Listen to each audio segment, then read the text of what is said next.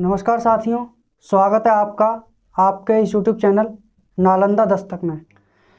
भारत में पहली बार ऐसा हुआ कि 300 करोड़ की लागत से बनी 100 मीटर से भी ऊंची 2 बहुमंजिला इमारतों को सुप्रीम कोर्ट के आदेश पर महज 3 सेकंड में डायनामाइट से ब्लास्ट कर दिया गया।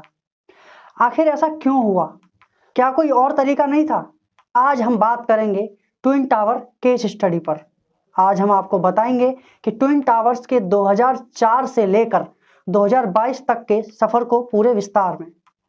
दोस्तों, वो दिन था 23 नवंबर 2004। नोएडा के सेक्टर 93A में सुपरटेक एमराल्ड कोर्ट के लिए जमीन का वितरण किया गया था। इस जमीन पर 9 मंजिल के 14 टावर बनने थे। 29 दिसंबर 2006 इस दिन नोएडा अथॉरिटी ने नियमों में बदलाव करके सुपरटेक के 14 टावर की ऊंचाई 9 मंजिल से बढ़ा के 11 मंजिल कर दी। 28 फरवरी 2009 उत्तर प्रदेश सरकार के द्वारा फैसले में बिल्डर्स को फार बढ़ाने का निर्णय लिया गया। इसको सरल उदाहरण में समझें तो यह इमारत के सभी मंजिलों और नीचे घेरी हुई जमीन का अनुपात होता है। इसके बाद सुपरटेक ग्रुप को बिल्डिंग की ऊंचाई 24 मंजिल यानी कि 73 मीटर तक बढ़ाने की अनुमति मिल जाती है। सुपरटेक ग्रुप ने नोएडा अथॉरिटी के साथ मिलकर ट्विन टावर्स की नींव रख दी, जिनकी ऊंचाई 121 मीटर यानी कि 40 मंजिला तय की जाती है। इन दोनों टावर्स के नाम होते हैं एपेक्स और कियाने। यहाँ तक तो सब ठीक था, लेकिन इन दोनों टावर्स के निर्माण के दौरान NBR 2006 और NBR 2010 का उल्लंघन किया जा रहा था।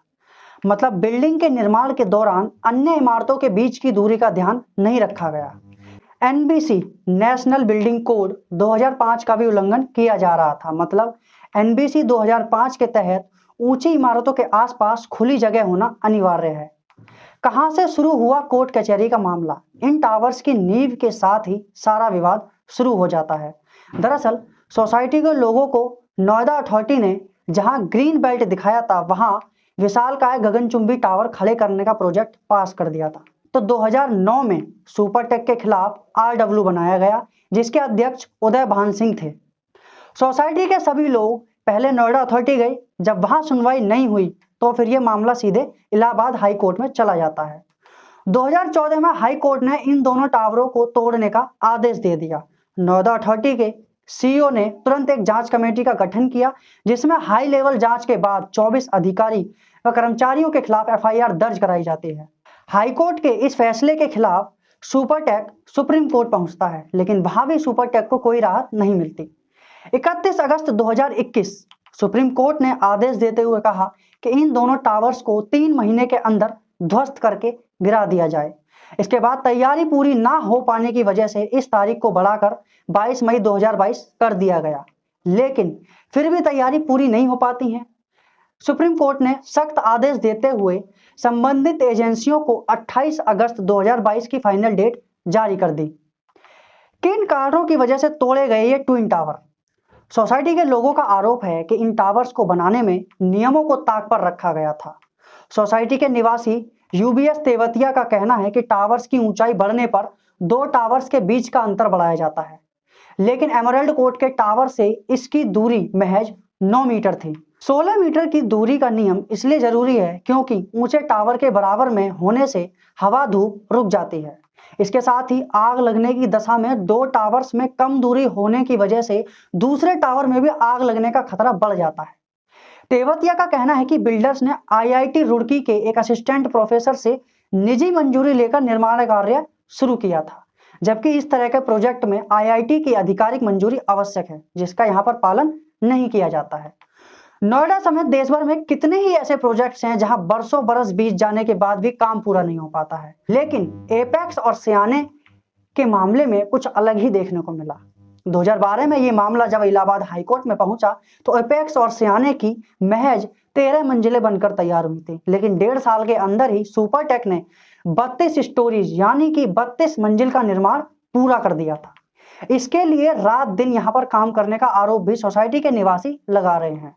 2014 में हाई कोर्ट ने इन्हें गिराने का आदेश दिया, तब जाकर 32 मंजिल पर ही काम रुक जाता है। अब ये लड़ाई 28 अगस्त 2022 को एक बड़े ध्वस्तीकरण के साथ खत्म हो चुकी है। क्या रही गिराने में खर्च व प्रक्रिया, आइए जानते हैं।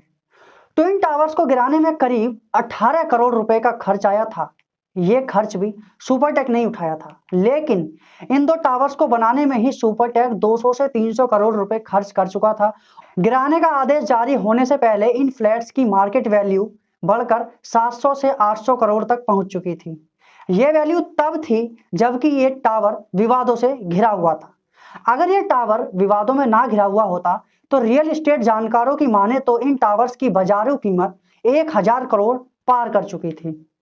क्या रही ट्विन टावर्स को गिराते वक्त सावधानियां, आइए जानते हैं। ट्विन टावर्स को गिराने से कुछ समय पहले एक्सप्रेसवे को बंद कर दिया गया था। साथ ही आसपास की बिल्डिंग में रहने वाले लोगों से भी अपने घर खाली करा दिए गए थे। वहीं किसी भी तरह की दुर्घटना से बचने के लिए फायर ब्रिगेड, पुलिस, स्थानीय प्रशासन और मेडिकल टीम मौके पर मौजूद थी। साथ ही पास के जेपी अस्पताल और फेलिक्स अस्पताल में भी पहले से कुछ बेड बुक कर लिए गए थे।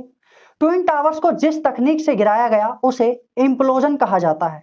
इस तकनीक से टावर गिराने पर बिल्डिंग का मलबा वहीं गिरता है जितने क्षेत्र में बिल्डिंग बनी हुई होती है। इस टावर को गिराने में 10,000 से भी ज्यादा छेद करके उन छेदों में 3700 किलो विस्फोटक लगाकर तब इसको गिराया गया था। आइए जानते हैं क्या है ट्विन टावर्स में रिफंड की स्थिति। सुप्रीम कोर्ट ने अपने फैसले में कहा था कि सुपरटेक को 2 महीने के अंदर 12% सालाना ब्याज के साथ ट्विन टावर्स में फ्लैट खरीदारों को सभी राशि वापस करनी होगी। बुकिंग अमाउंट और ब्याज मिलाकर रिफंड का विकल्प आजमाया गया था। ट्विन टावर्स में 711 ग्राहकों ने फ्लैट्स बुक करवाए थे। हम आपको बता दें कि इन टावर्स का बनना और खरीदारों के लिए जितना बड़ा धोखा था उतना ही दर्दनायक इसको गिराने की प्रक्रिया भी थी। हालांकि अब ये बिल्डिंग खत्म हो चुकी है, एक इतिहास बन चुकी है।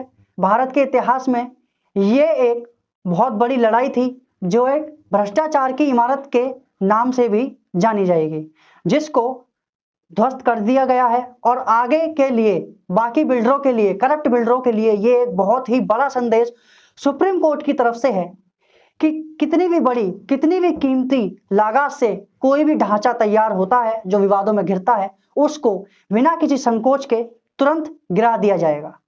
तो दोस्तों, कैसी लगी आपको यह हमारी ट्विन टावर्स की केस स्टडी? अगर आपको पसंद आई हो ये जानकारी हमारी तरफ से दी हुई तो चैनल को सब्सक्राइब करें। आगे भी आपको ऐसी जानकारी भरी वीडियो मिलती रहेंगी। अगली वीडियो में आपका स्वागत करेंगे एक नए कंटेंट के साथ। तब तक के लिए नमस्कार।